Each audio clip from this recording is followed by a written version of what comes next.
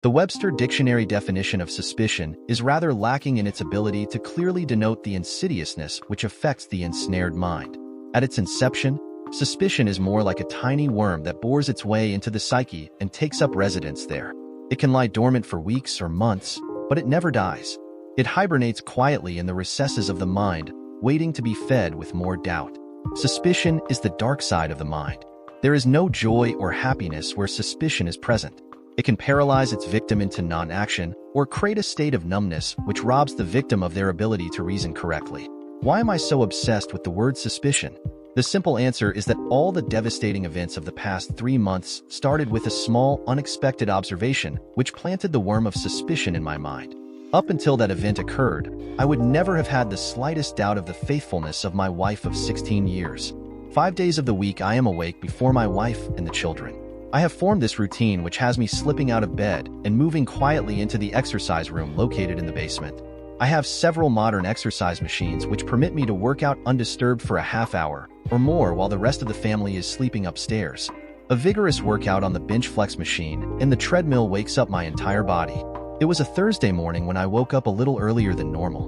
Rather than lie in bed for another 15 minutes, I got up and headed down to the exercise room. I finished my workout early and headed back upstairs to shower and get dressed for work. Kathy was not in the bed as I walked into the bedroom. I opened the bathroom door in one quick motion and stepped inside. Kathy was standing there about to put on her bra. I smiled at her, and then my eyes caught the sight of a strange dark black and blue mark on Kathy's left breast. The mark was oval-shaped about the size of a $50. My eyes flashed up from the dark mark and locked on to Kathy's surprised face. There, in the space of about 20 milliseconds, was a look I had never seen in Kathy's eyes. Those eyes flashed a strong sense of guilt as her mind registered the fact. I had just seen the dark mark on her breast. It was as if I had caught her in some type of lewd act. The look of guilt quickly changed to a look of shame as she turned her body away from me and proceeded to put her bra on. No words were spoken in that very brief but embarrassing moment. Kathy smiled as she moved past me and out of the bathroom. I stood there dumbfounded, trying to get my mind around the situation which took place in that very brief encounter. My mind would not let go of the sight of the dark mark on Kathy's breast. It sure looked like a love bite, a hickey caused by an intense sucking on one spot of flesh. What was it really? Why was it there? Did Kathy bruise herself in some manner to get that black and blue mark? My mind was not willing to accept the other alternative explanation for the origin of her bruise. The warm water washed over my body as I stood in the shower. I tried my best to expunge the incident from my mind. The best I was able to do was to push it back inside my mind as I began to think of the work day that lay ahead of me. At the breakfast table, Kathy was her normal upbeat self as she hurried around getting me and the kids ready for the new day.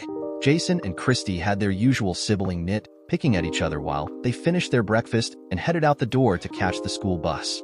"I saw you looking at the bruise mark on my breast in the bathroom," Kathy said as she finally sat down across from me at the table. "I injured myself yesterday at work. There was an open file drawer I bumped into and hit my breast against it. It was really dumb of me, and it left a small black and blue mark." Her face was calm and nonchalant as she shrugged her shoulders, as if to indicate there wasn't anything more to say about the bruise. Normally, I would not have given the matter any more thought, except there was the momentary look of guilt in Kathy's eyes when I first saw the bruise. It was the look that her explanation could not satisfy in my mind. I just nodded my head and finished eating my toast. We did our usual hug and kiss as I walked out of the kitchen and into the garage. Kathy would leave for work about 15 or 20 minutes after I left. There was a lot on my mind about the customer meeting which was scheduled for this morning. The bathroom encounter and Kathy's explanation dropped off my radar screen as I drove to work. But unknown to me, the worm of suspicion had been planted in my mind. It just burrowed itself inside and went asleep. Kathy, my beautiful 39-year-old wife, and I live what many would call the ideal American lifestyle. We live in a nice neighborhood of upper-middle-class suburbia. We are both college graduates and have professional careers which we constantly balance with each other and our 2 children. Jason, our oldest child, is 13 years old. He is a bundle of energy that rivals Duracell Bunny. There is middle school, music lessons, swimming, soccer practice, and soccer games which keeps him very busy. Christy is our 11-year-old daughter. She is her daddy's little princess.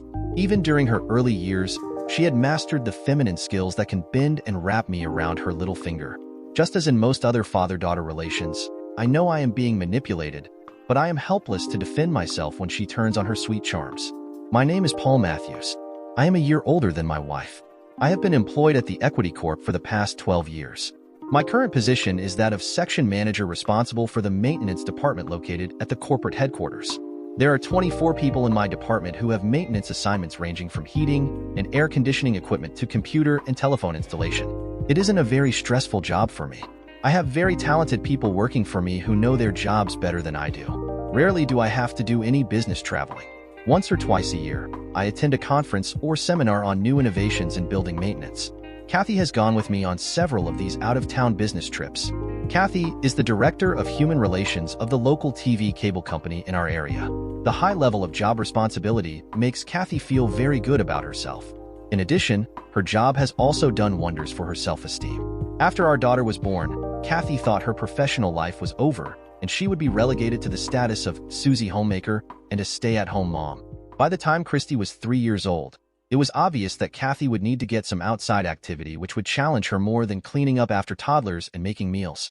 At first, Kathy was torn between her guilt and depression. She felt guilty that she could not cope with the demands of being a full-time mommy. Yet, she was depressed over the fact that all of her college education was ebbing away without ever being fully utilized. All of that changed when Kathy's sister, Evelyn, moved into the same neighborhood. Evelyn and Kathy were total opposites. Evelyn Hunter was the consummate mother and homemaker.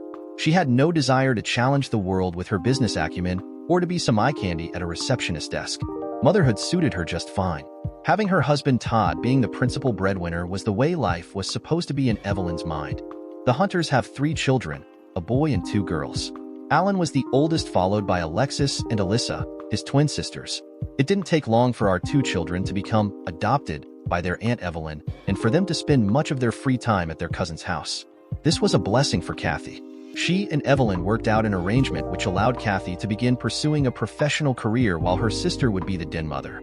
That was 8 years ago. Kathy landed her ideal position with CableNex, the local TV cable company. She was hired as Human Relations Manager, reporting the Regional Managing Director. The job was everything Kathy had hoped for in a job. It gave her a sense of accomplishment and at the same time gave her some freedom away from the office. One of her major job responsibilities was the interviewing of potential subcontractors for CableNex. She had to ensure that any subcontractor hired by CableNex complied with all of the state and federal hiring guidelines. Several weeks after the encounter in the bathroom with Kathy's bruised breast, I was reviewing the proposal specifications for a new telephone exchange system for the corporate offices. I discovered a number of important items had been overlooked in the draft proposal. I took to task the 2 employees directly responsible for writing up the specifications. Although it was unusual for these 2 employees to screw up, I gave them a good dressing down and I sent them off to correct the draft. This incident had frazzled my already tense nerves.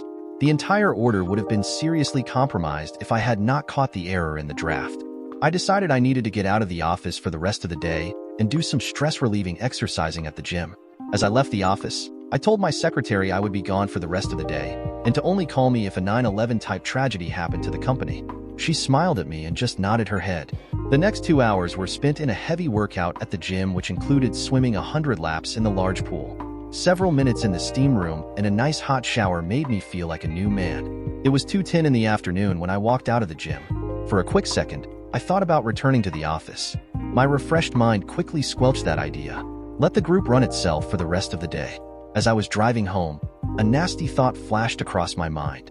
I had read and heard stories about husbands returning home unannounced to find their wives in the bedroom with a lover.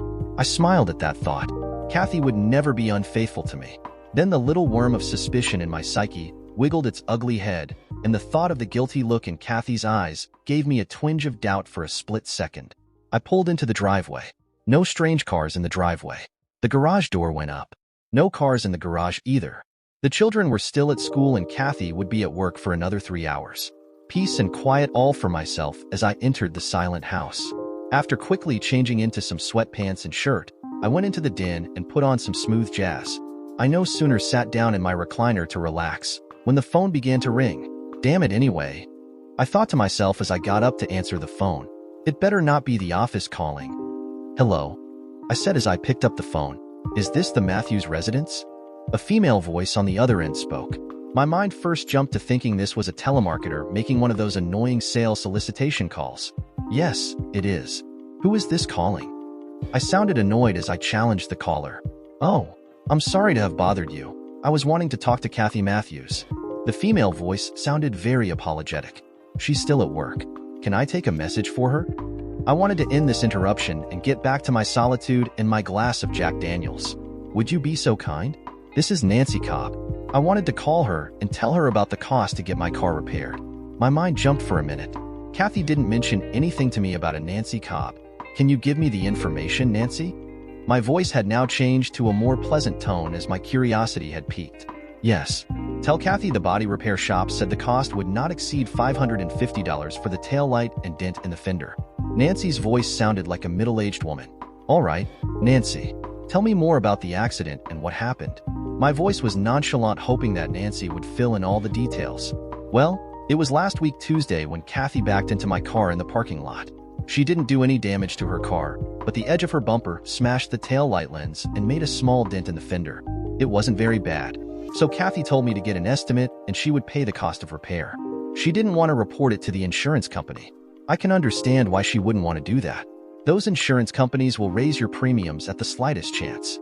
It sounded to me like two women solving all the world's problems in a parking lot. So, I imagine they have these kinds of accidents all the time in the mall parking lot. I said to Nancy as I scribbled a note for Kathy. Yes, I imagine the mall parking lot accidents occur all the time. Nancy said as I was about to end the conversation. But this one occurred at the Pine Tree Motel parking lot. Wham! My mind snapped up at that last statement. So, Kathy was at the motel a week ago on Tuesday and she backed her car into your car. Is that correct, Nancy? I tried to make my voice sound natural and not convey the tightness that was gripping my chest. Yes, that's correct. I had gone over to see my sister who was staying at the motel. My husband does not like my sister at all. So, I have to meet her at the motel whenever she comes to town. I was getting out of my car when Kathy backed out of her parking space. She must not have seen my car behind her when she bumped into it.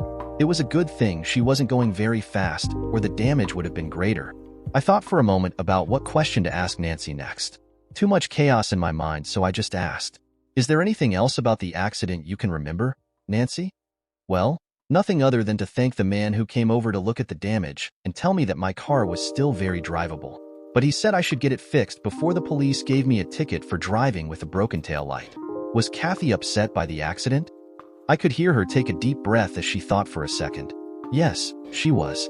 That was until the kind gentleman came over to assess the damage. He was so helpful about the incident that he calmed us both down. Did the man work for the motel? I asked. No, I don't think so. In fact, I think Kathy knew him, although she didn't say that she knew him. I wanted to ask her what this kind gentleman looked like, but that might have raised some suspicion on Nancy's part. She might think she gave me more information than she should have. Well, thank you, Nancy. I'll give this information to Kathy when she comes home. Does she have your telephone number? I gave her my number when she gave me her business card. I asked her for her home number also, which she wrote down on the back of her card. Just in case she lost your phone number, Nancy, could you give it to me again? She gave me her number, both home and cell phone. Thank you, Nancy. I'll give this information to Kathy as soon as she gets home this evening. We said our goodbyes and hung up. I sat back in the chair and looked up at the ceiling. My thoughts were bouncing around inside my head. What now? What was this all about? Kathy had not mentioned anything about a car accident to me. That was something she would have surely told me as soon as saw me. Also, why would Kathy be at the Pine Tree Motel on a Tuesday afternoon? The answer could be as simple as her interviewing a new subcontractor at the motel restaurant. There didn't have to be anything clandestine about her being at the motel in the afternoon. I was trying to rationalize this latest bit of unsettling information which had just come to my attention. There could be 100 different harmless answers which could explain her being at that motel. Still in the back of my mind, the worm of suspicion stirred once again. Maybe it is the worst possible answer. Maybe Kathy has a lover. How would you ever know for sure? It took 2 more Jack Daniels to calm my nerves. By then the kids came racing in from school. They gave their usual "hello, Dad," and headed upstairs to their rooms. Christy came down about a half hour later and went into the kitchen to start the supper that Kathy had prepared before she went to work. I was still sitting in the recliner trying to relax when I heard the garage door open and Kathy came in. She walked over and kissed me on the top of my head. "You're home early, Paul. Anything wrong at work?" She asked as she rubbed her hand along my cheek. "Nothing major. I just left early to go to the gym for a workout and a swim. I needed to do some stress relieving. My smile never gave any hint of the turmoil going on inside my mind. Christy shouted out that supper was just about ready to put on the table. So Kathy turned away and went upstairs to change clothes. Supper time was the usual chatter among the four of us as we ate and talked about our day. Jason was giving an update on the science project he was working on with his school friend Ethan. Christy was chattering away about her English class and the book report which was due next week. It was the typical suburban family enjoying each other and sharing the important things of the day. Kathy mentioned that her company was expanding their coverage territory and she was very busy lining up subcontractors to help with the cable installations. I sat there taking in all this wonderful chatter, thinking what a wonderful family I was a part of. What about you, Dad? How was your day? Christy asked as she gave me her daddy's little girl smile. It was a little more stressful than usual at work. There was a major mistake in the latest telephone specifications. I nearly blew my top at the group. Instead, I gave them instructions on what needed to be fixed, and then I left the office for the rest of the day. I went to the gym for a good stress-busting workout, and then I came home to relax with my loving family. I smiled back at Christy. Tomorrow will certainly be a better day in the neighborhood. I winked at her as she giggled at my remark. I looked across the table at Kathy and then spoke. Oh, by the way, Kathy, a Nancy Cobb called this afternoon while I was here to tell you she got the estimate to get the damage to her car repaired. Nothing in the tone of my voice gave any hint of my concern. Kathy almost choked on the food she was swallowing. Our eyes locked for a second. There again was a surprised look of guilt in her eyes. The same look that appeared when I walked in on her in the bathroom and saw the bruise mark on her breast. Her facial expression was one of shock and instant fear. She would like you to call her tonight. Her car is at the repair shop, and she wants to talk to you about the cost. The initial estimate is around $550. There was no accusatory tone in my voice as I waited for Kathy to reply. I could see Kathy's mind was working at 100 miles an hour as she was formulating a response in her mind. She lowered her eyes to look at the food on her plate, but it was obvious she couldn't continue to look me directly in the eyes. What else did Nancy say about the accident? Kathy finally said in a low voice, "Mom had an accident?" Jason blurted out as his eyes opened wider at the prospect of some exciting news. "I guess so, Jason. It seems that Mom backed into this lady's car in a parking lot." My reply cut off Kathy's answer. "Gee, Mom, when did this happen? Was anybody hurt?" It was Christy's turn to jump into the conversation. "Slow down, you two. Give your mother a chance to tell us all about it." I tried to hush the children down so Kathy could talk. "Did Nancy say anything else about the accident?" Kathy asked her question again. "Not that I can recall. She seemed like she was in a hurry or something." I lied. Something I had never done to my wife. Was it a little white lie, or was it a lie of entrapment? Kathy seemed relieved for the moment. It was just a minor fender bender in the parking lot. No one was hurt, and there was no damage to my car. The bumper of my car broke the lady's taillight and make a small dent in her fender. That's all that happened. No additional details were forthcoming. I was kind of disappointed. "When did this happen, Mom? Where did this happen?" Jason jumped back in with his questions. "It happened last week, Wednesday. I went to the mall to get a birthday gift for Carol at work. Thursday was her birthday, and I needed to get a gift for her." Kathy replied in a calm, matter-of-fact voice. "You were at the mall and you didn't take me?" Christy looked at her mom with surprise. Mall shopping for Christy ranked up there with having a slumber party with all of her girlfriends. I ran over to the mall at lunchtime. It was a quick in-and-out trip. I got Carol a silk scarf along with a charm for her bracelet. Kathy replied as Christy had a childish pout on her face. Maybe Nancy was wrong about the day. Maybe it was Wednesday and not Tuesday as she said on the phone. But I don't think she could be that wrong about where the accident occurred. Why did Kathy have to change the location and the day? The suspicion worm burrowed deeper into my conscious mind. That look in Kathy's eyes. The shocked expression on her face. What is going on behind those eyes? What is my loving wife trying to conceal from me? "So, it was no big deal, huh, Mom?" Jason said in a disappointed voice. I guess he was hoping for a more dramatic accident. A broken tail light didn't raise his level of interest. "That's right, Jason. No big deal. It's just that Carol's gift is going to cost me more than I really wanted to pay," Kathy said with a soft smile on her face. She seemed to have recovered her composure very quickly.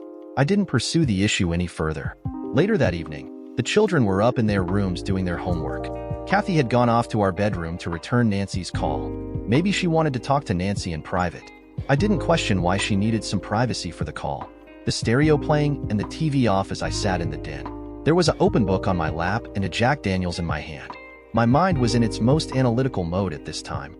It was slowly and methodically going over the past several months, trying to uncover any more clues or unusual events which might further support a theory of infidelity that was forming in my mind. Nothing, not a single thing, except that bruised mark during those months would make me suspect anything had changed in our relationship. Our sex life had not suddenly gotten better or gotten worse. Kathy was still the same loving and considerate wife. She didn't dress differently. She didn't go on business trips or have to work late evening hours. So why won't this suspicion in my mind go away? But there was that look in her eyes. Twice. A look I had never seen before. Her facial expression of surprise and guilt for only a fleeting second could not be explained away. And now the lying about the car accident. These ugly thoughts were causing my chest muscles to tighten. I told Nancy to have her car repaired, and I would pay the repair shop as soon as the work was done. Kathy said as she entered the room. Her words snapped my mind back to the present tense. She gave me an inquisitive look as if she expected me to say something more about the accident. I didn't comment or ask any questions. I'm sorry I didn't mention the accident the day it happened, honey. I just was very tense over the incident, and I didn't want you to stress over it. I was going to tell you after I got the call from Nancy. It seems you got her call first. I am sorry I didn't tell you sooner. Kathy sat down on the sofa across from me. I had the feeling there was something she was still concerned about, but she didn't know how to broach the subject. Maybe she found out that Nancy told me where and when the accident really happened. Maybe she was wanting me to question her about the discrepancy in her story. I'm glad you settled the matter with Nancy. I'm glad it wasn't any more serious, was my simple reply. After my response, Kathy seemed a little more relieved. Aren't you going to watch Lost tonight on TV? It is on tonight, isn't it? Her question seemed now to put the accident incident to rest. No sense in her mind to dwell on this sticky issue. No, I think I'll skip the show for now. I have enough convoluted mystery and intrigue going on at this time. I'll let Jack and the rest of the crew on the island manage by themselves this week. I smiled at her and took another sip of my drink. Well then, I think I'll go upstairs and pour myself a hot tub filled with bubble bath. Then I'll soak in it till my skin turns pink, Kathy said as she got up from the sofa and walked over to me with a smile on her face. She leaned over and kissed me on the forehead. Would you check on the kids before you come to bed? I want to make sure their homework is done and make sure they don't stay up too late. Her voice was the same sweet, loving voice that I've come to know and love for these past 16 years. Sure will, lover. I'll crack the whip if I have to tame those two monsters of ours. Now go and enjoy you soak in the tub. I made a kissing sound with my lips as she smiled and walked toward the stairs. Don't stay up too late, lover boy. I'll be in bed waiting for you. She giggled as she walked up the steps. Kathy is one sexy and passionate woman when she gets in the mood. A hot bubble bath always gets her in the mood. I knew we were in for a hot night between the sheets when I came up to bed. My first thought was how those suspicions might affect my intimate feelings toward the woman I love and worship. I had no tangible proof of any infidelity on her part. Nothing but this nagging worm of suspicion that wouldn't go away. An hour later, I shut everything off downstairs and went up to check on the kids. Jason was intent on the video game he held in his hand. Okay, young man, show me the homework assignment, I said as I quickly snatched the Game Boy out of his hands. Oh, Dad. I was just about to get to the 10th level. Now you messed it all up, Jason said with a pout on his face. You'll have all summer to get to the 12th level if that's your goal. Right now, we're trying to get you through the 5th grade at school. I poked him gently in the ribs. Now the homework, young man. Christy was already in bed. She heard the noise from her brother in the other bedroom. Now she wanted to play the daddy's little girl routine on me. It always worked. I kissed her goodnight and turned the light off. Sex that night with Kathy was incredible. We spooned our bodies together in a lover's embrace and fell into a peaceful sleep. That Saturday, Kathy and her sister went off to do some girl shopping. The children were over playing with their cousins while Todd had the babysitting responsibility. Lucky me had nothing special to do and a quiet house all to myself. Since I was restless, I decided to wash both of our cars. Evelyn had driven her SUV, so Kathy's car was still in the garage. It was a great day outside, so I took my time washing and vacuuming the two cars. I cleaned the carpets and then did the trunks of both cars. While I was vacuuming the trunk of Kathy's car, I saw a small piece of white plastic sticking up from the edge of the wheel well compartment. I pulled back the mat and found a white bag lying on top of the spare tire. When I opened the bag, my heart almost stopped inside my chest. Inside the bag were several intimate apparel items including a sexy lace bra, panties, garter belt, and black stockings. The items looked like something a woman would buy at Victoria's Secret. I had never seen these garments before. All of the sale tags were removed from them, so I knew they were not brand new, and they looked like they had been worn before. The crotch and the panties had a distinct smell of female odor. Kathy's smell. I stood there dumbfounded looking at a bag full of garments which had only one purpose. Was I holding the smoking gun in my hand? Was this the missing link in the story I had been forcing myself to deny for the past several weeks? I put everything back in the bag and returned the bag where I found it. I put away the cleaning equipment and put Kathy's car back in the garage. Anyone who might have seen me at that moment would surely think they were watching a robot or a zombie walking around the cars. I was in a daze. My mind refused to function correctly. Nothing but chaos and confusion reigned inside my mind.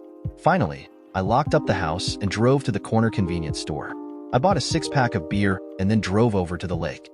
There was a secluded parking place away from the weekend crowd. Sitting back with a cold beer in my hand, I tried to make some sense of the events of the past couple of weeks. Until I found the lingerie in the trunk of Kathy's car, all I had were vague suspicions that Kathy might have been unfaithful. Now, with the latest discovery, could there be any doubt of her infidelity? I didn't think there could be any other reasonable explanation. Still, I had no idea of what I should do next. Confront her immediately? Demand explanations and proof of her fidelity? Should I remain silent until I had definite, undeniable proof? But even then, what would I do with the damning evidence? Should I divorce her? My mind, which is usually very good at analyzing problems, was failing me miserably. There seemed to be no win-win solution to the dilemma if in fact Kathy had cheated on our marriage. It took several hours to finish the 6th beer. The sun was setting on the horizon across the lake. I felt a slight buzz from the alcohol, but I was far from being intoxicated. I also realized I was hungry and needed to get home. But how was I going to act when I got home? What kind of existence would I have to live to maintain the status quo? The missing part of the equation was Kathy's explanation for all of my suspicions. Could she have rational reasons which would dispel all of my doubts? I arrived home to find Kathy on the phone. She turned and looked at me as I entered the house. Her face was filled with worry and concern. "My God, Paul, where have you been all afternoon? You had us worried sick. You weren't here when Evelyn and I got back from shopping. Todd didn't know where you were either." There was a high level of angst in her voice as she put down the phone. I walked into the kitchen area and got a glass of cold water from the refrigerator. Our eyes never connected until I sat down at the table. I was out at the lake. I have a lot on my mind that I needed to think about and try to sort out. I looked up at her and our eyes locked. I could see the fear in her eyes. There was fear mixed with anxiety as her mind was trying to assess the words from the person sitting at the table. "What's wrong, Paul? Are you sick or something?" Her words were full of concern, but they did not convey the dread she was feeling inside. "Yes, you could say I'm sick, but it's not a physical illness. I'm sick in my soul." At that moment, Kathy's stoic demeanor crumbled before my eyes. There was no doubt in her mind that I knew her secret. She slowly sank down on one of the kitchen chairs. "What's his name? Are you in love with him?" My voice was calm. No anger or accusing tone of voice. Kathy looked at me as tears welled up in her eyes. "His name is Carl Goering. And yes, I am in love with him." I just sat there looking at my sobbing wife. Her brief confession did not stun me. It did not make me sick to my stomach. The suspicions I had about her infidelity had just been confirmed. Now, the angst I'd been living with since I found her stash of sexy lingerie in the trunk of her car washed out of me, leaving me an empty emotional shell. "If you are in love with him, I guess that it means the end of our marriage." My voice was still calm. "Oh God, no, Paul." Kathy cried out as a terrified look spread across her face. "I still love you, Paul. My love for Carl does not diminish the love I have for you." Kathy's voice cracked and her body shook as if she had just gotten a blast of cold air. "Well, you're sadly mistaken if you think I will ever accept the role of a cuck. And I do not wish to live with a woman who professes her love for another man. I can see no other recourse for us except divorce." I moved out of the kitchen area and into the den where I slumped down in my favorite recliner. I did not want to look at my unfaithful wife any longer.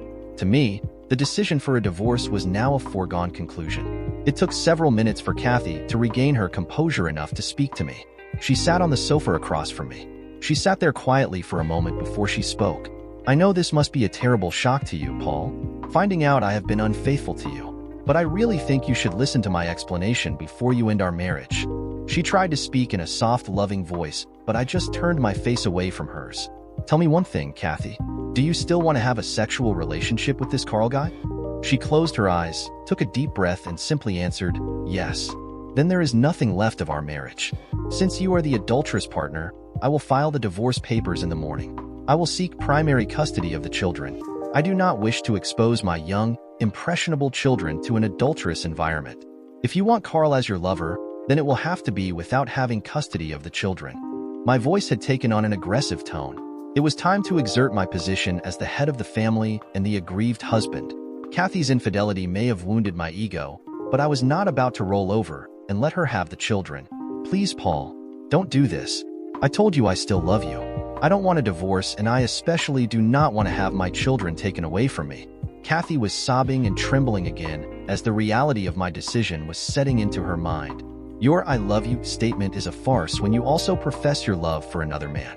Your actions speak louder than any of your words. Your actions tell me I am not the man who can completely satisfy you as a woman. I cannot and will not accept the cuck position. I hung my head and in a softer voice said, "I want you to pack a suitcase and leave this house immediately. I no longer want to be in the same house with you. You have lost your right to be a resident in this house." "No, Paul. You can't just throw me out like an old shoe. This is my home. My children and I live here." Kathy was nearly in hysterics as I rose to my feet. "I live here. I live here with my children. You are an adulterous woman, and I won't have you living in the same house with us." I shouted at her as my anger rose inside me. "Now get your clothes packed and leave this house. I'm going to get the kids at Evelyn's, and when I get back, I don't want to find you in this house." I walked to the door, turned and said, "I'll be back in an hour. Don't be here. Tell Evelyn where you will be staying, and I'll see that you get the rest of your belongings." I closed the door behind me as Kathy continued to beg me to reconsider. As soon as I walked into the Hunter's house, Todd could see there was something terribly wrong. He had never seen me looking so distraught. "What the hell has happened to you?" Todd asked as he walked over to me. "Bad shit, Todd. Very bad shit," I said as I leaned against the wall. I rolled my head from side to side slowly as I spoke. "Kathy has gotten herself a lover, and she doesn't want to end the affair. It's over for the two of us." I told her to pack some clothes and leave the house. "I'll be filing for divorce in the morning." Todd stood there stunned at the words I had just spoken. There was never any sign that our marriage was in trouble, just the opposite. Kathy and I appeared to be the ideal married couple with two lovely children. Just then, Evelyn came around the corner and saw us standing there in shocked silence. "What's going on here?" Her eyes moved rapidly back and forth from her husband's face to my face. "Paul just found out that Kathy has been cheating on him," Todd said sadly as he looked hard at his wife. "Do you know anything about this? Kathy tells you everything, doesn't she?" Evelyn's face could not hide the fact that she knew about Kathy's secret. "She didn't tell me everything, only that she had met her long-lost high school sweetheart. She didn't tell me she was sleeping with him." Her voice wasn't that convincing. "So, you knew something was not right with this, didn't you, Evelyn?" I barked at her in an accusing voice.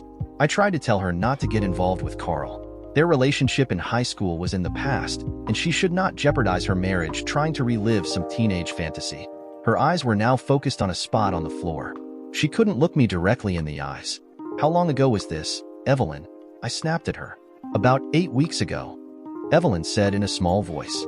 "What else do you know?" My anger was still very building. Kathy told me Carl owns a small construction company. He didn't know Kathy worked for CableNext when he applied for subcontracting work. Kathy was shocked when she first saw his name on the application form. Evelyn moved out of the hallway and sat down on the sofa. Her head was bowed as if in embarrassment. After she told me she met Carl for lunch, she no longer talked to me about him. I tried to find out if anything was going on between them. She refused to talk to me about Carl. Evelyn let out a deep sigh. I had a dark suspicion that she was beginning an affair with Carl. Todd had not said anything as his wife confessed her knowledge of the contact between Kathy and Carl. He had no idea of what to do or say at this time. "Goddamn women." I shouted at my sister-in-law. "Even though she is your sister, you should have told Todd or me that something might be happening with Kathy. Now it's too late. Our marriage is over." I told Kathy to pack her bags and get out of my house. The veins in my neck were very pronounced as my anger was getting out of control. Terror flashed in her eyes as Evelyn looked up at me. "You're not throwing Kathy out into the street. She's your wife, and I know she loves you, Paul." Evelyn was now beginning to cry out loud. She also told me she loves Carl, and that she wants to continue her affair with him. I shouted back at her. "That goddamn tramp deserves to be out on the street." I knew I had to get away from Evelyn before my rage exploded out of control.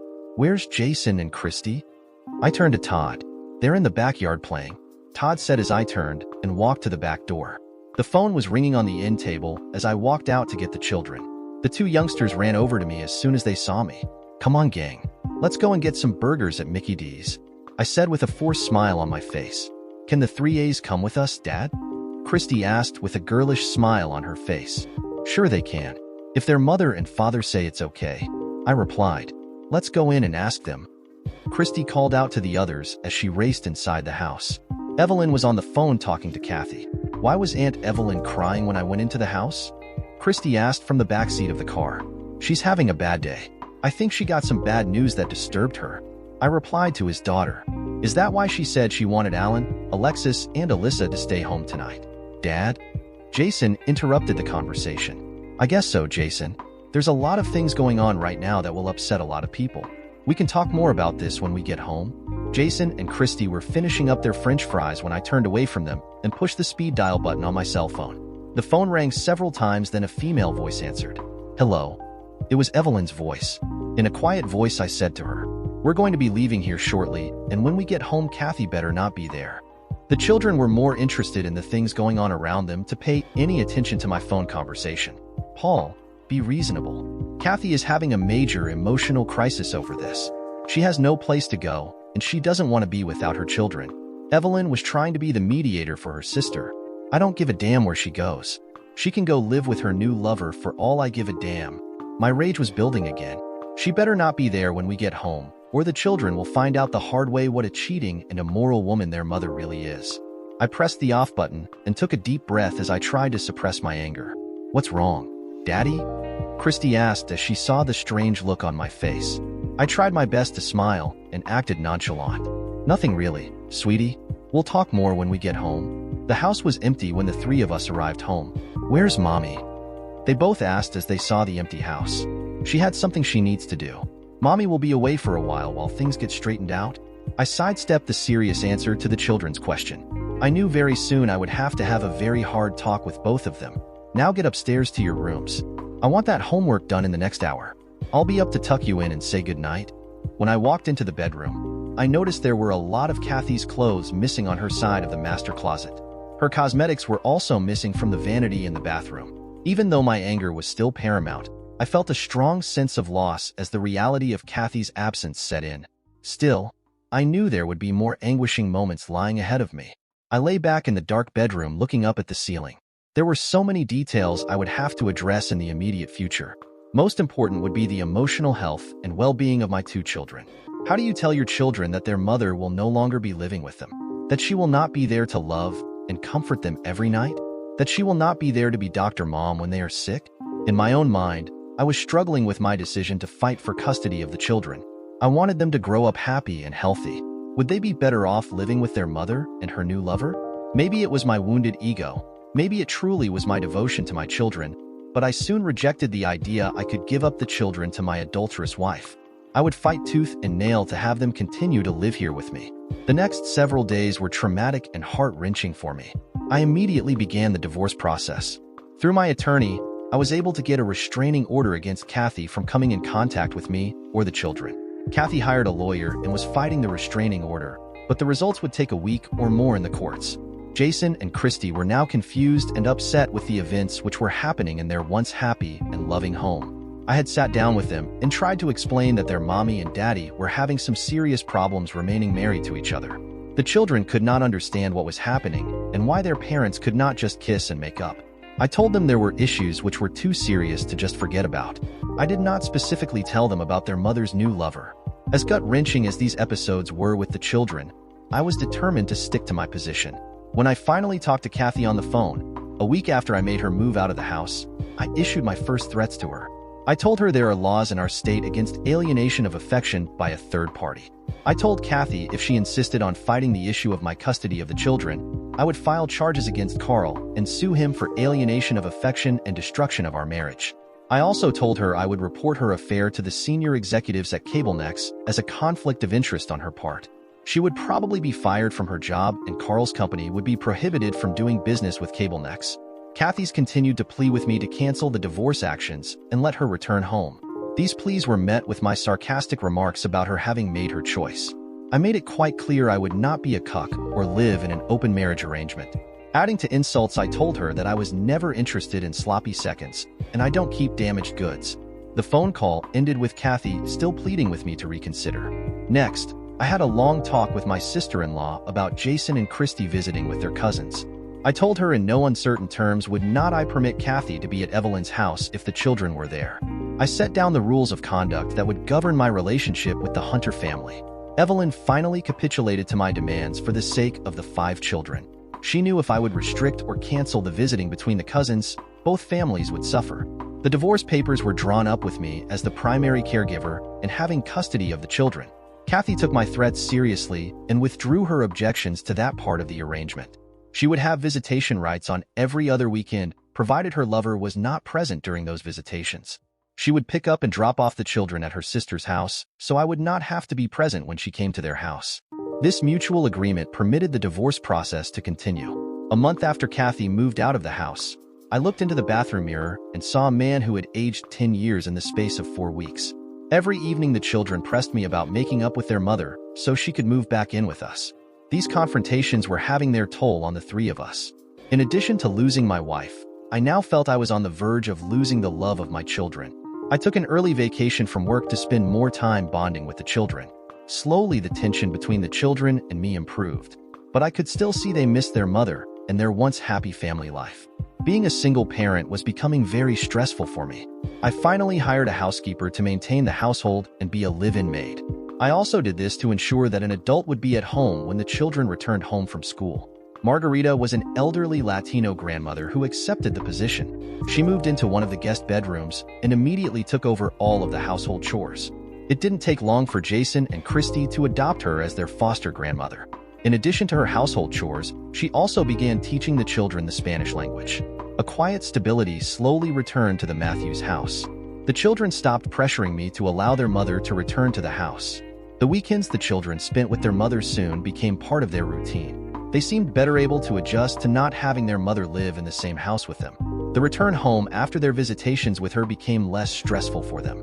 Margarita always had their favorite meal ready for them when they returned home from their visit with Kathy.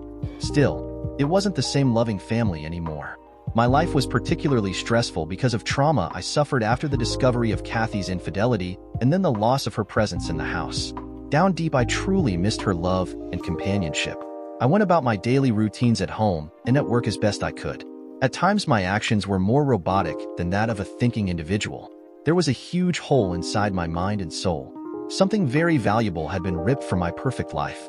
Something that might never be able to be replaced. The once close relationship between the Hunters and me now had a very large chasm between us. The cousins remained very close friends and still shared much of their time together. But the closeness I once had with Evelyn and Todd had diminished to almost nothing. Because of the rules I had set down weeks ago, Evelyn had never tried to persuade me to give Kathy another chance. Evelyn was caught between loyalty to her sister and her feeling that Kathy was solely responsible for the misery which now existed in the 2 families. One evening when I went over to pick up the children at Evelyn's, she took me aside and handed me a large manila envelope. I know the rules you set down about my getting involved with this marital crisis you and Kathy are having, but I absolutely believe you need to read the letter Kathy has written to you. It's in this envelope, and it may contain some of the answers to questions you have been afraid to ask. Please don't destroy this letter before you read it, Paul. She handed the envelope to me. I took it reluctantly. I will not bother you further about this situation. It's between you and Kathy. I only want to plead with you to read the letter before the divorce is finalized. You owe it to yourself. I hesitated in speaking to Evelyn. We both knew she broke my standing rule about her getting involved. Instead, I just grimaced and walked past her to retrieve the children. I left the Hunter's house with the children chattering away, and with the envelope in my hand. It was several days of looking at the unopened envelope I had taken to work. Supposedly inside the envelope was an explanation and possible confession written by my soon-to-be ex-wife. Do I dare read it? Would the contents of the letter be like salt in the wound and increase my anger toward her? I opened the envelope on the 3rd day. I sat alone in my office after telling my secretary not to disturb me. There appeared to be about a dozen pages in the envelope. They were written in Kathy's beautiful cursive handwriting. Just seeing her handwriting gave a sudden jolt to my chest. At first, I thought about feeding those pages to the paper shredder, but I didn't. Slowly, with tears forming in my eyes, I began to read the first page. My dearest loving husband, it is my sincere wish that you read this entire letter before you make your final decision about the future of our marriage. Since we have been unable to sit down face to face and discuss the situation we find ourselves in at this time, my only recourse is to write you this letter and try my best to explain everything concerning this crisis from my perspective. I know that some of what I have to say you may find contradictory and irrational from your point of view. Still, I need at least to do my best to communicate the facts as I see them. First and most important, I want you to know that I truly love you more today than I did the day we were married. You must believe this fact even if you doubt everything else I have to say in this letter. These past 16 years have been the best years of my life, and I owe all of them to you and our wonderful children. And I truly wish to remain your wife for the rest of my life. Second, you need to know that none of what has happened recently was any fault of yours. You are the most wonderful husband a woman could ever ask for. Nothing, and I do mean nothing, in you or your relationship with me drove me into the arms of another man. You completely satisfied me in and out of the bedroom. What has happened was not due to any deficiency in you. Thirdly, I have no clear explanation of the how and why things turned out the way they have. I never in my wildest dreams or nightmares could have envisioned a scenario which would have brought you and I to this critical junction in our lives. If what follows in this letter turns out to be disjointed or jumbled, please bear with me. It's a hard story to tell, and I hope I can tell it so you can fully understand why I am in this heart-wrenching dilemma, and why I still am begging to you not to end our marriage. My story starts out during my sophomore year at Crestview High School. I was a happy young girl who was just beginning to blossom into a lovely young woman. It was in March of that year, 3 months before end of the school year, that Carl Goering transferred into Crestview. Carl's dad was a major in the U.S. Army who was sent to help with the training of the reserve soldiers at the local armory. The Goering family moved into a rental house about 3 miles from the high school, the opposite direction from where I lived.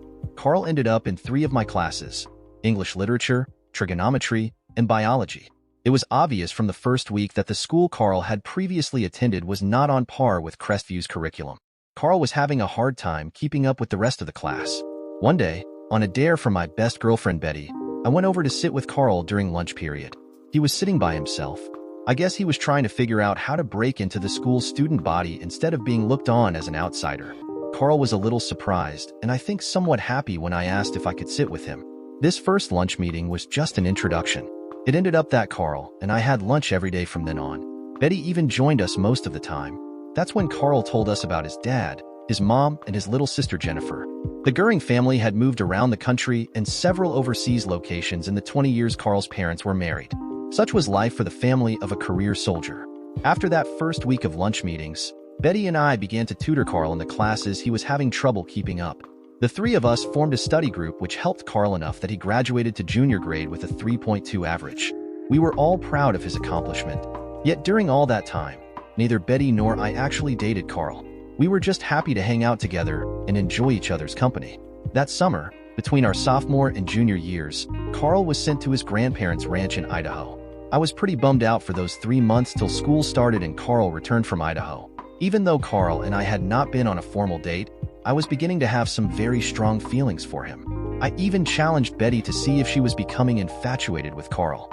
But Betty had her eyes set on a different guy in our class. Before school began in the fall, I knew I would get Carl for my steady boyfriend when he returned. After Carl returned for the fall semester, it was obvious something was wrong in his life. I finally got him to tell me that his father was not happy with his current assignment and was pressing his superior officers to transfer him to an active duty unit somewhere in Europe. The thought of relocating again had both Carl and his mother very upset. Within the first month of starting back to school, Carl and I had our first date. I was on cloud 9. I had someone who I was truly falling in love with. You might think it was puppy love or just a teenage crush, but in fact it was more than that. As Carl and I became exclusive with one another, we found that we were emotionally compatible and that our ideals were very similar. Even though Carl and I were steady dates, we never had sex together. There were some nights parked in his car where some very heavy petting and groping took place, but we never crossed the line. He never fingered me or asked me to touch his genitals. Both Carl and I thought sex was to be saved for marriage. We would often sit in his car, looking at the stars and telling each other the various versions of how our life would be after we got married. Carl was adamant that he would not become an army officer like his father. He saw the effect all the moving around from base to base had on his family's life. That was not the life he wanted for his new family. He looked forward to settling down, establishing roots in one town with one woman and a house full of kids. The holiday season came around very fast that year, or at least it seemed that way to me. On Christmas Eve, Carl gave me a friendship ring which he said was to be my pre-engagement ring. It was a very Merry Christmas and a Happy New Year for me. Spring came racing around as the bond between Carl and I grew stronger and stronger. I was fearful he would be sent back to his grandparents' ranch again once school let out for the summer. He told me he would fight that decision and find a summer job somewhere around town. It was the last month of the school year when the bomb dropped. Carl's father had finally convinced his superior officers he would be able to contribute more to the army at an active duty station. He got his transfer orders to Stuttgart, Germany. Carl came to school the next day, and I immediately knew something was terribly wrong. My first thought was that his father was going to send him back to his grandparents for the summer. When Carl told me he and his family were moving to Germany by the end of June, my world literally exploded. I broke down in hysterics and had to be sent to the nurse's office. I was a total wreck for the remainder of the school year.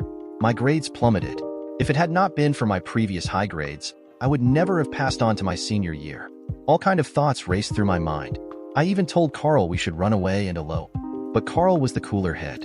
He knew we were way too young to make it on our own. The day finally came when Carl's family left for the airport and their new life in Germany. Our farewell was like someone tearing my heart out while it was still beating. I was totally devastated. It was a good thing we were out of school for the summer. My parents saw the depression I was in and managed to get me into counseling and therapy before school began in September. The therapy did help me, and I continued with it through all of my senior year. Carl and I wrote daily letters to each other. You have to remember this was the time before the internet and email. Our letters were both loving and sorrowful. We missed each other, and I firmly believe the separation was increasing our love for each other. I did not date any other guys during my senior year. In fact, I did not even attend the senior prom at the end of the year.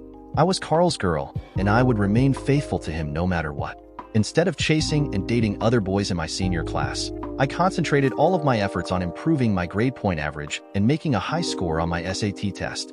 All of that effort paid off in the form of acceptance and a scholarship to Cal Berkeley. My sister Evelyn was already a student at Cal Berkeley. She would be able to help me with the relocation and getting me started on campus. All of those wonderful things made me very happy. In his letters, Carl also praised my efforts and the results. Still, I didn't look forward to the summer with us still thousands of miles apart. In August, the second bomb went off, but it was not as immediate in its destructive force as the first bomb about the Goering's move to Germany. This time the bomb came as an interruption to the stream of daily letters which Carl and I exchanged. There was an entire week where I didn't get any mail from Carl. I became very worried about Carl, and I even tried to contact him by phone. That didn't work out. The phone number had been changed. In the next letter I received from Carl, he told me his dad had been accidentally killed during a training exercise. His letter was very short, and he told me he was having difficulties with his mother. He did not elaborate. I continued sending my daily letters to Carl, trying to extend my sympathy for the loss of his father and trying to give him some encouragement during those very tough times. The last letter I received from Carl told me his mother was very sick and she had been sent to a hospital. He was now trying his best to care for his younger sister and to put the family things in order. He signed his letter professing his undying love for me and stating one day we would be together. I continued to write Carl every day even though I was not receiving any response. September found me on the campus of Cal Berkeley with my sister Evelyn. I was not sure I was emotionally ready to take on the challenges of university life. All I could think of was my true love in Germany facing some extremely hard tasks, and I was not there to help him. If it had not been for Evelyn helping me through those first months at the university, I'm sure I would have flunked out. It was during the Thanksgiving holidays the first of my letters was returned to me marked, "Return to sender. Addressee unknown." That small notice on the envelope was like a dagger through my heart. I had not gotten a letter from Carl in over a month. Now it seemed he would not be receiving any of my letters. I was a lost soul. Nothing in my life seemed to matter to me anymore. I felt I could have died and not regretted leaving my empty world. Once again, it was Evelyn and her constant mothering which gave me the courage to move forward. I finally had to resume my therapy. This time it was with a different therapist. Through her help and guidance, I pulled myself together and once again focused all of my energy on my studies and future career. Still, something deep inside was missing. It must have been part of my soul because I felt spiritually numb and void. After a full year of not hearing anything back from Carl, I pushed his memory to the back of my mind and essentially laid him to rest.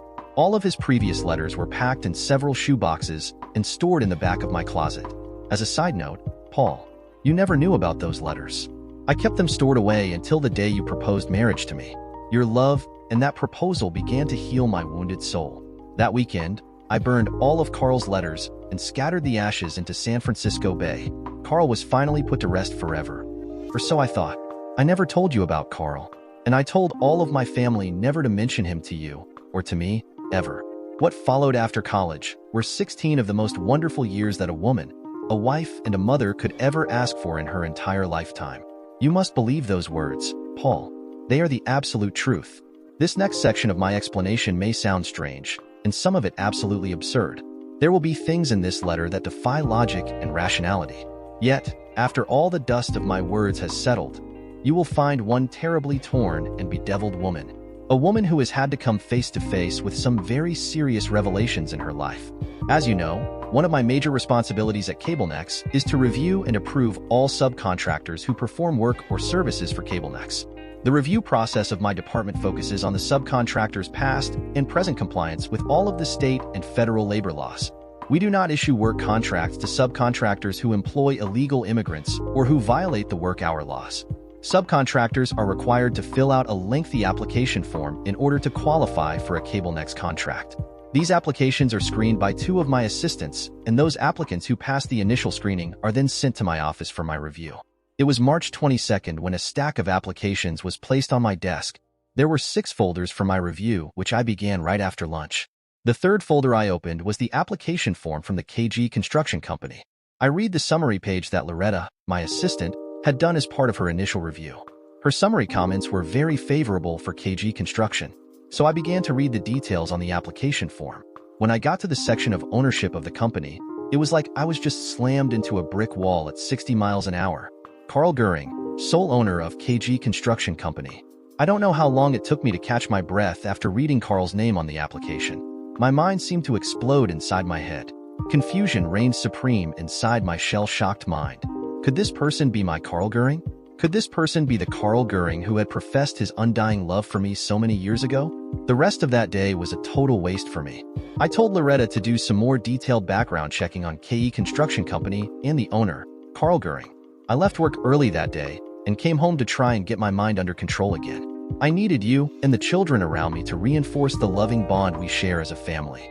As hard as I tried, I could not entirely push the thought of Carl back into that dark, cold dungeon where his memory had been imprisoned for over 20 years. I remember we had a great family night with the 4 of us chatting and enjoying several games of Scrabble before the children went off to bed. I also remember that we did not make love that night, even though I was in the mood to have you take me intimately. The rest of the week for me was like working in a forced labor camp. I drove myself exceedingly hard to keep my focus on the daily assignments. Friday came and went with Loretta still doing her background check on KG Construction. Saturday and Sunday were totally hectic days for me, on purpose. Every small project I had postponed up to that point I jumped on with gusto. You even remarked that I must have taken a double dose of my morning vitamins. It was a Herculean task inside my mind to suppress the thoughts of Carl from overwhelming my conscious mind. Monday morning, Loretta came in with another small stack of application folders. She told me the background check on KG Construction was on top. She left my office and closed the door behind her. I remember looking at the top folder as if it were a poisonous snake ready to strike. It took me several minutes of staring at the folder before I reached over and opened the folder. There on the first page of the background check was all the information I needed to confirm that this Carl Goering was in fact my Carl Goering. The report also indicated that he was single, divorced for 8 years, and living in Gilmore about 26 miles from my office. My body went cold as the flood of suppressed memories slammed into my conscious mind like a tsunami wave. All of those feelings which I thought were long forgotten and buried rose up and shook me to my core. It was impossible for me to think any thoughts other than thoughts of Carl and the young love we shared so briefly 20 years ago. Once again, I turned to Evelyn for her advice and console. She knew there was a serious problem when I came to her house early in the afternoon to talk to her. She was the only living relative who knew about Carl and the relationship we shared before his father was killed in Germany. She had always been my rock and steadfast advisor. Now I needed her advice more than ever. After telling Evelyn about my discovery, she had a very bewildering look on her face. It took her several minutes to compose her thoughts before she told me I must forget all about Carl and leave his memory rest in peace. Although it wasn't necessary, she reminded me about the fabulous life we have as a family. She told me Carl was in the past and must remain in the past if I wished to keep our family whole. I knew she was right. I knew I had everything a woman could possibly want or expect in a loving family relationship. Still, there was the nagging voice of curiosity that wouldn't shut up inside my mind. The following week, my curiosity could no longer be contained. I had Loretta set up a meeting with Mr. Carl Goering for the following afternoon. Carl had no way of knowing who I was other than I was the final person in the approval process. He was just asked to come to Mrs. Kathy Matthews' office the next afternoon. Despite all my efforts to control myself, my emotions were a raging inferno. What would happen during that first meeting? Would Carl remember me? Would there be any feelings left between us? I didn't sleep very well that night. Driving to work that morning was like driving to wake. The apprehension was almost overwhelming. My conscience was in full rebellion. Every nerve in my body was frazzled. At 2:30, there was a knock on my door, and Loretta stuck her head around the door to tell me Mr. Carl Goering was here for his 2:30 appointment. Carl stepped into my office, and Loretta closed the door. There was a split second where Carl looked at me with a confused look on his face. Then he simply asked, "Kathy? Is that you, Kathy?" I stood up from my desk on legs which seemed as if they were made of rubber. "Yes, Carl. It's me, Kathy." Neither one of us knew what to say next. It was silence for a very long second. Then I told him to take a seat in front of my desk. I could tell Carl was in a mild state of shock at seeing me for the first time in over 20 years. He wasn't sure what he should do or say. I asked him how he was and commented on the fact he was looking very fit and healthy. Still, he was having trouble coming to grips with the situation. I changed topics and then began to tell him about the approval process. He just sat there not saying a word as I told him his application had been approved and that he would be able to contact the director of installations to receive his contract assignments. How I managed to speak to him for over 15 minutes without breaking down like a quivering bowl of jello, I'll never know. I just smiled politely when I was done and asked if he had any questions about the contract or the work. He just slowly shook his head, no, but his eyes never left my face. When I indicated the meeting was over, he was very slow to rise from the chair. As he got to his feet, he finally seemed to gain some control over his initial shock. He thanked me for approving his company, and then he said he would like to meet with me for lunch. I told him we could meet the next day at Brandon's restaurant across the street from my office. He looked pleased at my response, but was still unsure how to end the meeting. So he just smiled and said he would meet me at Brandon's the next day at noon. After Carl left my office, I slumped back into my chair. There was a tightness in my chest as I realized the first lover in my life had just been resurrected from the dead. Nothing happened the next day over lunch, except that Carl told me the awful details of what happened after his father was killed. His mother had always been a frail woman. The news of her husband's death caused a nervous breakdown. She had to be committed to a mental hospital. Carl was now forced to assume the role as the head of the family. There was his little sister he had to comfort and support. The army arranged for Carl and Jennifer to be sent back to live with the grandparents. Their mother remained behind in the mental hospital as Carl and his little sister returned to Idaho. Before Carl and his sister had settled in at their grandparents', they were given the news that their mother had committed suicide in the hospital. In the brief period of less than a month, Carl and Jennifer were orphans. Carl told me his grief and the burden placed upon him with the deaths of his parents was the major reason he stopped writing to me. He felt he would no longer be able to uphold the promises he made to me. There were other more serious demands placed on him. He wanted me to be happy and to move my life forward. So he stopped writing to me in hopes I would find another man to love. At no time during the lunch conversation did Carl make any statements that he wanted to become a part of my life again. He knew I was married and the mother of 2 children. I believe he was sincerely happy for me and for my life as your wife. The luncheon ended with a handshake as Carl walked to his car in the parking lot. I went back to my office and tried to get on with my daily work. Unfortunately for me, those early memories would not go away as much as I tried to push them into the background. Evelyn continued to advise me not to see Carl again and for me to forget about him. I never told her any more about my meetings with Carl. I guess I was too ashamed to tell her of my adultery. Paul, I really did try to follow Evelyn's advice. For over a week, I wrestled with my internal demons. The following week, I finally gave in and called Carl and asked if we could meet for lunch again. That next luncheon was the beginning of my infidelity. There was no seduction or sex involved. But during our meal, I confessed to Carl the fact I had never stopped loving him. He confessed the same to me. At that moment, I knew I needed to have Carl as part of my life once again. It was me, Paul, not Carl, who started the wheels in motion for what would become several sexual trysts for us before you made your discovery. Somewhere in the following weeks, I became a different person. Somehow, I began to feel I was two different women living in the same body.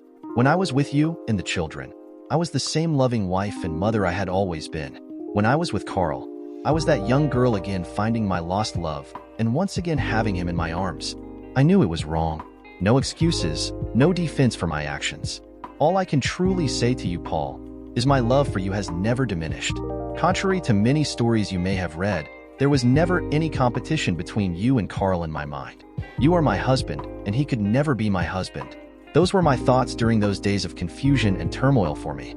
Never, and I mean never, did I ever consider leaving you for Carl. All I can hope for at this juncture in our lives is that you will reconsider your decision to proceed with the divorce. I do not want to be the ex-Mrs. Paul Matthews. I want to remain your wife and to live together as we have since we were married. But as much as I would like to say to you that I will never see Carl again, I would only be lying to you. Carl is back in my life, and I don't want to lose him again. This is not the way a marriage is supposed to work, my darling husband, but I cannot help myself for feeling the way I do now. It is my wish we can some way come to an arrangement which would permit us to live together as the family we have always been, and to share it with my dual life. If you can find it within your heart to meet with me, maybe I could better explain my feelings and answer any questions you may have of me. But, my darling husband, I desperately want to remain your loving wife. I love you now and forever. Your loving wife. I sat there with the letter in my hand. I now knew more about Carl and Kathy than I had before about their past relationship. It may have been a lost, unfulfilled teenage romance for Kathy and Carl, but I would not be any part of its fulfillment. Kathy's letter was a true confession, but it changed nothing in my mind. I knew now there could never be a full reconciliation between us. She once again told me she needed Carl to be part of her life. There was no way I could be a part of that arrangement. I put the letter back in the envelope and filed it away for some future date when I would let Jason and Christy read it and understand why their parents divorced. I went silent about reading the letter. Evelyn finally stopped me several days later and asked me if I had read the letter. I wasted time reading that letter, and in short, your sister wanted my permission to remain married to me and still open her legs to her lover. She is not sorry for breaking my heart and my family. She just wants me to roll over and accept her cheating. So, it changes nothing.